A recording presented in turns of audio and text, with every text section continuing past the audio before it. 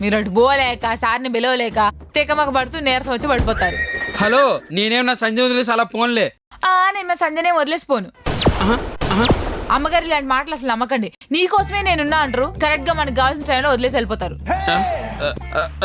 చారు, తిరిగి నా దగ్గరికి వస్తున్నావేంటి? స్టార్ట్ చేసింది ఎవరు? అమ్మో, దీన్ని కదిలిస్తే నన్ను ఇరికించినట్టుంది. సర్లే, ఇదంతా కాదు కానీ హాస్పిటల్లో కంటిన్యూ చేయలే. అవును, ఎక్కడ దాకా చెప్పాను? అది స్నాక్స్ టైం. ఈయన తీరిగ్గా తినొచ్చేసరికి ఓ 3-4 చూపించుకుని వెళ్ళిపోతారు కూడా.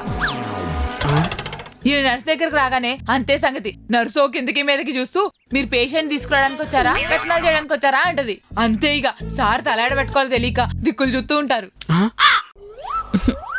అబ్బా, తినడానికి కూడా ఓపిక లేదు రాజు. నువ్వు ఆగు సంజయ్, స్టోరీ బాగుంది.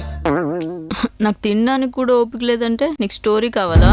నేను అబ్బా చేయను వస్తుంది. ఏంటమ్మగారు, అయ్యగారిని కొట్టాలనిపిస్తుందా? ఒక్క నిమిషం.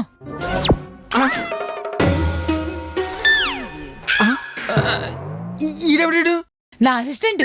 ఇప్పటి నుంచి అమ్మగారికి అసిస్టెంట్. దేనికి? అమ్మగారు చెప్పింది చేయడానికి. నాకు అర్థం కాలే. అంటే ఇప్పుడు అమ్మగారికి మిమ్మల్ని కొట్టాలన్నా కొట్టలేకపోతున్నారు. నేనా ఎదికల పని మనిషి, కొన్ని రూల్స్ ఉంటాయి. ఓ నర్సుని కొట్టను, అందుకే వీడు. ఇదిగో బాబు, అమ్మగారు సార్ని కొట్టమన్నారు. వెళ్ళి 2 వీక్ చెప్తాను. ఈడెడు మెరుపు తెలుగు వచ్చేస్తాడు. ఏం జరుగుతుంది?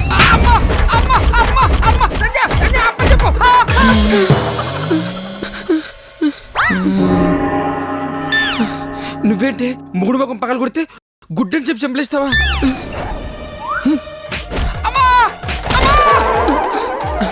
నాకంతా అర్థమైంది. ఇక్కడి నుంచి కూర్చొని సైలెంట్ గా ఉంటా. చారు చెప్పు. చివరికి డాక్టర్ని కలుస్తావా? ఆయన రిపోర్ట్లు తిరిగేసుకుంటూ ఈ నొప్పి ఉందా, ఆ నొప్పి ఉందా అని అడుగుతాడు. మనం ఉంది అంటే ఓ టాబ్లెట్ ఇచ్చి 2 రోజుల్లో తగ్గిపోద్దని చెప్తాడు. అంతేనా? అంతే, వాళ్ళు ఇచ్చిన బిల్లు కట్టేసి వస్తారు. అది కాదు చారు, ఒకవేళ రిపోర్ట్లు ఏమైనా కనిపిస్తే జాండీస్, టైఫాయిడ్ ఇలాంటివి ఏమైనా, అప్పుడు మిమ్మల్ని నర్స్ అప్పగిస్తారు. ఆ నర్స్ అమ్మగారిని వార్డు తీసుకుపోయి బెడ్ మీద కూర్చోబెడుతుంది. మిమ్మల్ని రిసెప్షన్ తీసుకుపోయి బిల్లు కట్టిపిస్తుంది. ఓ 2 రోజులు ఉంచుకొని సెలైన్లు కట్టి ఇంటికి పంపిస్తారు. ఈడొకడు. అది కాదు చారు, ఎక్కడైనా అదే కదా జరిగేది. ఏంటి సార్ అంతే? ఈ మాత్రం దానికి అక్కడ హాస్పిటల్ బిల్లు ఇస్తే మీకు కొత్తది గుండెపోటు, ఓపీలు, టెస్ట్లు, సెలైన్లు, టాబ్లెట్లు, ఇంకా అక్కడ 2-3 రోజులు తిండి ఖర్చు. మరి చూపించుకోపోతే ఎలా?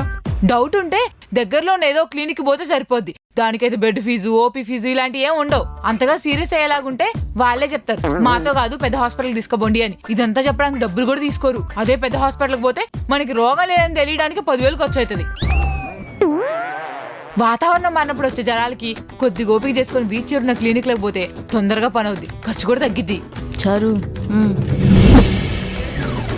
నాకు ఈ సోదంతా చెప్పే బదులు ఆ క్లినిక్ ఏదో తీసుకెళ్ళొచ్చు కదా. సారీ అమ్మగారు. బుద్ధుందా అసలు? నీకు బుద్ధుందా? భయ్య కొంచెం ముందుకెళ్ళవా? అది కాదు చారు, 2 గంటల టైం వేస్ట్, సంజయ్కి ఎనర్జీ వేస్ట్. అదేదో క్లినిక్ దగ్గరలో ఉంటే నువ్వే చూపించచ్చు కదా. నాకు తెలిసిన క్లినిక్ ఒకటి దగ్గరలోనే ఉంది, నేను తీసుకుపోతాను. పద సంజయ్, పదం. అమ్మా, మనకి కమిషన్ సెట్. అమ్మగారు పదండి. భయ్య కొంచెం ముందు జరవా?